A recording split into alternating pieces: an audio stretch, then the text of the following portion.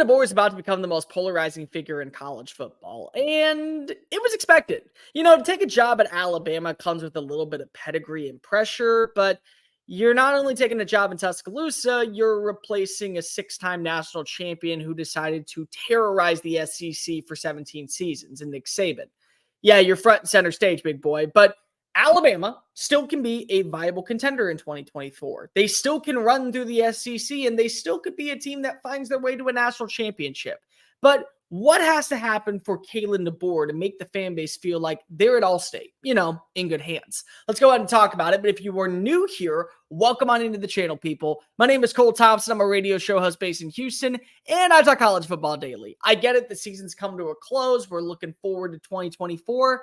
But the offseason is my time to shine, and I'm here to keep you entertained throughout the next several months. So we're recapping last season, looking ahead to this season, interacting together. If this is your daily dose of college football, you need to survive the offseason. Might I recommend that you smash that subscribe button down below. Leave a comment telling me your thoughts on the future of Alabama football. Good, bad, indifferent. What's going on in Titletown? Tell your friends, your family, your mortal enemies, best of bros, the drug dude passed out in the Waffle House parking lot, Alabama faithful, SEC fans, and college football aficionados everywhere about this channel, because we're on the race talking about our favorite sport, and we will eventually become the #1 YouTube show talking college football. Go ahead and follow me on social media, Twitter, X, Instagram. That way, conversations surrounding college football never have to stop flowing. Okay. Kalen DeBoer is going to be one of two things in most fans' eyes, and there's not going to be that much of a bit of a common ground. You're either going to be the coach that comes in, rising sensation, wins everywhere, leaves programs better suited because of his existence, and will eventually lead Alabama right back to the promised land. Or he's going to be Brian Harsin with less hair, and instead of wearing blue, it's red. He's going to be in the Yellowhammer State, and every SEC coach is going to chew and spit and throw him back to the wayside. That's the common theme for many people. And I think that there's a bit of a middle ground there where it's all about what we've seen and what could grow. But make no mistake, I lean the former more so than the latter. The guy's been proven everywhere he's been. And yes, Sioux Falls does count as a legit job. Whether or not you care to agree, it is. He has left every program in better hands, whether it be Indiana, goes and takes the job at Fresno State. Indiana has one of its best seasons in 2020. Fresno State, Jake Haener has a dominant last year, then gets drafted. How about Washington? Washington made it to the national championship, and Jedd Fisch has a roster in place that at least is going to make the Huskies viable in the Big Ten. Maybe not elite, but viable. So every program has benefited from him, and he wins. He simply wins, people. He's 112-14 as a head coach, and he also has taken his team to a multitude of championships at the FCS or the Division III and the FBS level. So from an X's and O's standpoint, there is no reason to doubt Kalen DeBoer. There is no reason to believe that what you see with this offense is not going to immediately thrive and flourish going into 2024 and beyond, especially because you bring over Ryan Grubb and most of the same staff that just saw Rome Odunze, Jalen Polk, Jalen McMillan, Dylan Johnson, and a bunch of other players make headlines this past year. But what's it really going to take is recruiting. And everyone knows this at this point, and it has to be this way because when you are going out looking for the ability to bring in the right amount of talent, you no longer carry that Nick Saban discount tax. And it's a real thing. It is. Many people want to say, well, how is that possible? Well, look at how many kids said, I am not going to play for Alabama, or I'm decommitting from Alabama, or I'm entering the transfer portal because Saban's no longer here. It's Alabama. I know a lot of people want to go ahead and say that Alabama is a lot like just, a great school, because it is, but it's actually even more than that.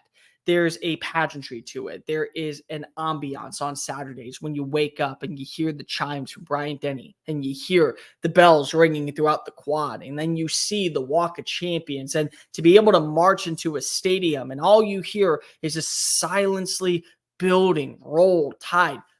It's a feeling like nothing you've ever been before. And it's why the SEC is considered the conference where it just means more. But it also means more opportunities for other coaches to poach you away. And that's going to be Kalen DeBoer's biggest process at this point. How do I contain myself opposite, or how do I convince players not to go to my rival? How do I work opposite of a guy like Kirby Smart or Brian Kelly or Eli Drinkwitz for that matter. Josh Heupel doing a great job on the recruiting trail in Knoxville. Mike Elko, he's worked the transfer portal in his favor. Top three transfer portal class. Lane Kiffin, transfer portal king, still doing enough work on the high school trails to feel good about the future. And then, of course, you have the other coaches that are on the outside looking in. Billy Napier, Shane Beamer. You could throw Clark Lee, Mark Stoops into the mix. Not to mention, you're also bringing over Texas and Oklahoma. Brent Venables may not be a championship caliber winning head coach, but he is a championship caliber coach because if he won national titles at Clemson. Steve Sarkisian was on the cusp of beating Kalen DeBoer last year, and if not for a great pass breakup in the end zone, it's the Longhorns marching down to Houston, Texas, not the Huskies. And there you go. It's a blip on the radar. So the recruiting is going to matter.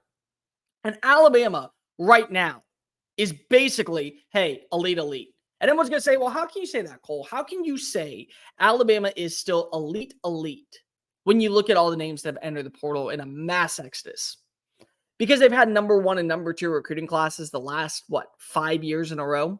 Because literally everyone on that roster was a part of a number 1 or a number 2 recruiting class, including the ones that are coming in, which are part of going to be a top 3 recruiting class. So, in my opinion, when you look at what a winning season for Kalen DeBoer is like, I would have to say you get to 10 victories. That's easy. You can do that. I think that when you look at returning talent-wise, especially with Jalen Milroe, if the version of Michael Penix Jr. adapts to what we saw from number 4 this past year, he is going to be a human highlight reel. You can go ahead and pencil his name in. Never put it in pen, but put it in pencil for the Heisman Trophy, Davey O'Brien Award. First round buzz is going to be rocking and rolling with a guy like Jalen Milroe. It's going to happen.